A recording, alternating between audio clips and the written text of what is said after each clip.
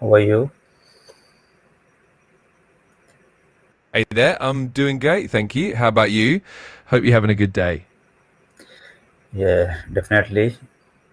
I'm going to discuss a new topic, and the topic is how to find balance in a digital world. Oh, that sounds like a really relevant and interesting topic. There's definitely a lot to unpack with balancing work, technology, and well-being. I'm all ears if you want to dive into some of the details. Yeah, the first point in this regard, which I'm going to discuss, is that understanding digital overload. I mean, why our screen feels so heavy. So, first of all, I must explain that what digital overload is. Um we make constant notifications, endless scrolling, multitasking between apps, and always being online. So that's the definition of digital overload.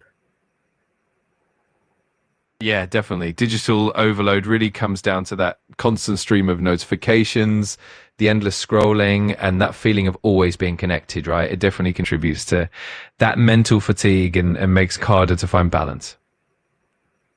Yeah, definitely.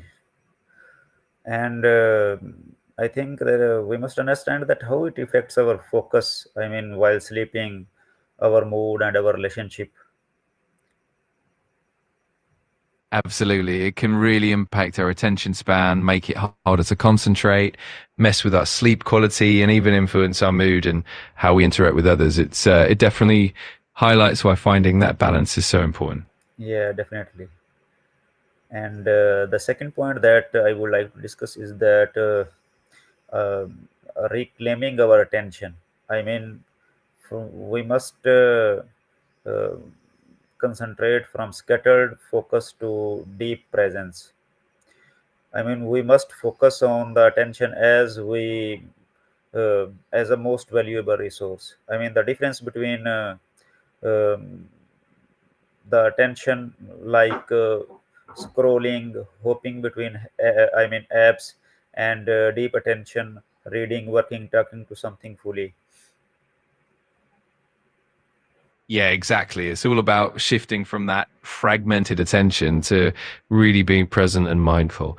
Treating our attention as a precious resource definitely helps us engage Ye- more deeply and be more intentional with our time. yeah, definitely. And it also tells us that how we constantly get notification breaks concentration. Absolutely. Those constant notifications can really fragment our focus and make it tough to maintain deep work. It's definitely important to find ways to minimize those distractions and create some boundaries for ourselves. Yeah, definitely. And I think the third point is that, I mean, we must create a healthy digital boundaries. I mean, in this regard, I want to discuss that we must create a balance uh, in our, in our free time, and we must, I mean, uh, if we talk about the balance, that it does not mean that deleting everything. It means setting limits. I mean, we must define our online hours and offline hours. Absolutely, that makes perfect sense. It's all about setting those healthy boundaries rather than cutting everything out entirely.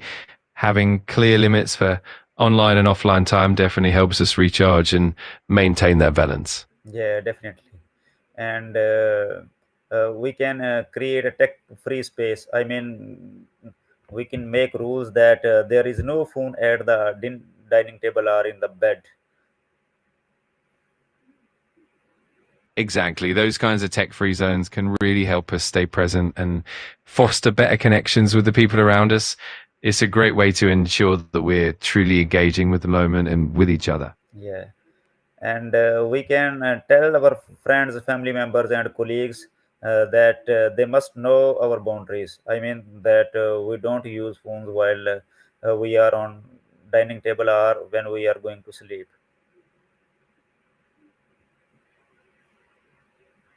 Absolutely. Communication is key. Letting everyone know your boundaries helps them respect your space and makes it easier to maintain that balance. It definitely creates a more supportive environment for everyone.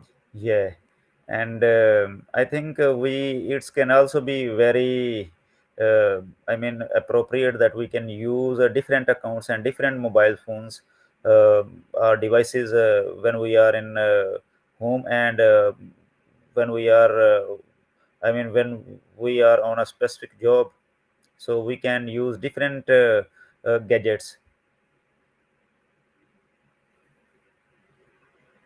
Yeah, definitely. Using separate accounts or even different devices for work and personal life can really help keep things compartmentalized and reduce that digital overload.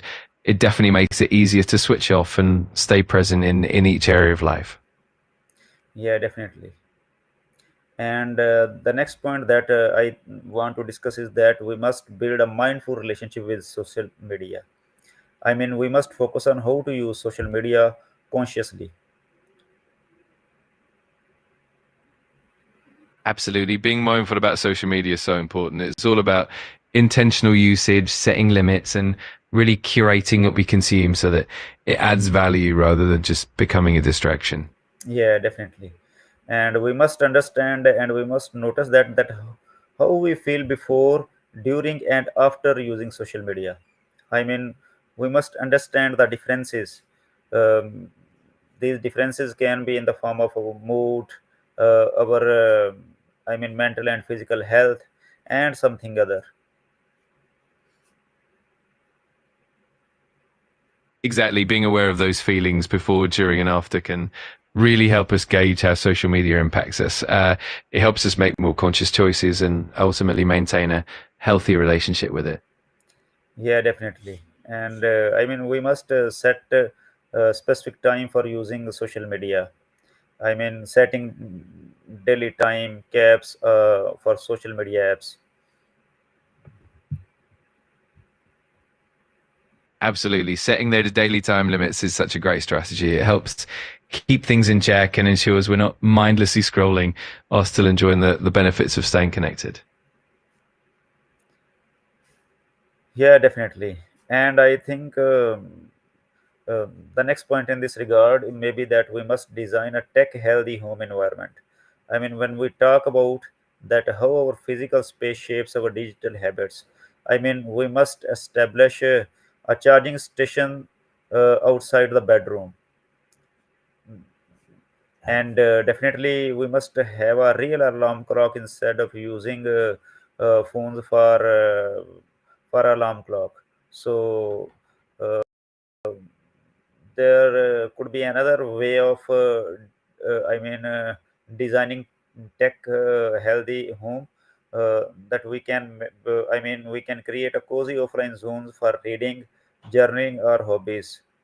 So I think that we can also do that. We can keep screens out of our family time. We can keep it away. The mobiles, we can keep the mobiles away when we are in family.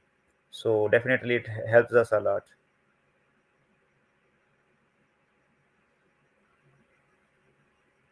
Absolutely. That's such a great approach.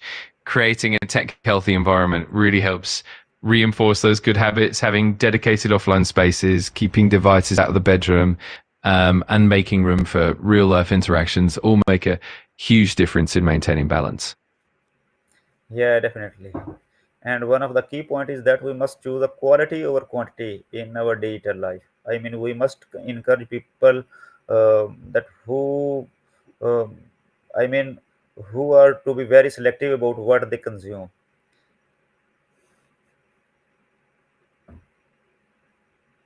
Absolutely. Prioritizing quality over quantity really makes a big difference. Being selective about what we consume online ensures that we engage with meaningful content and avoid unnecessary distractions. It definitely helps us maintain a healthier digital balance. Yeah, definitely. I we must replace, mindless content with meaningful content.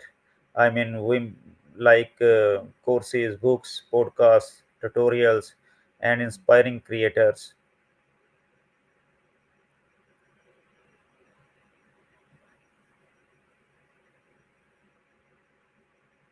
And in Exactly. this That regard, shift towards more enriching and intentional.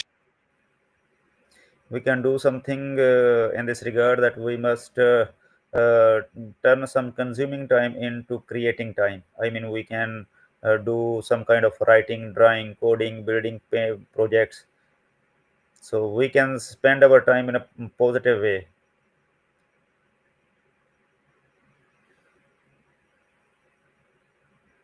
Absolutely. That's such a great point. Turning passive consumption into active creation not only boosts our creativity, but also gives us a sense of fulfillment and purpose. It definitely makes our digital time more meaningful and rewarding. Yeah, definitely. These are some general points which I have discussed. So definitely there could be many more. So that's it from this time. Thank you very much.